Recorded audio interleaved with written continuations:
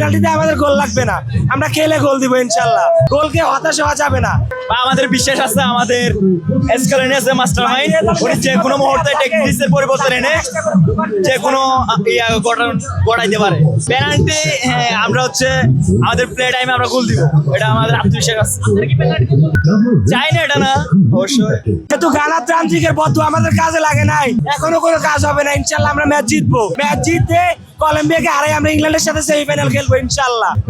Better কিছু হবে, পেনাল্টিতে আমাদের গোল লাগবে না, আমরা খেলে গোল দিব ইনশাল্লাহ। খেলার মধ্যে গোল কেউ আগে খাবে কেউ পরে খাবে, এটাই খেলার নিয়ম। গোলকে হতাশ হওয়া যাবে না, এটা হচ্ছে আমাদের দৃঢ় মনোবল আছে, আমরা গোল দিতে পারবো। পেনাল্টি মিস হওয়াটা স্বাভাবিক, পেনাল্টি হচ্ছে এটা পুরোটা লাখের উপরে ব্যবহার করে পেনাল্টি হয়। বিশ্বকাপের পর থেকে এই বিশ্বকাপের ফার্স্ট গোল কনসিড করছে আর্জেন্টিনা, তবে এখান থেকে ব্যতিক্রম কিছু আমরা দেখতে পাবো, এটুকু আমরা আমাদের টিমের উপর আস্থা রাখতে পারি। আশাবাদী আমরা আশাবাদী, ইনশাআল্লাহ আমরা কামব্যাক দিব হাফ টাইমের পর ইনশাআল্লাহ।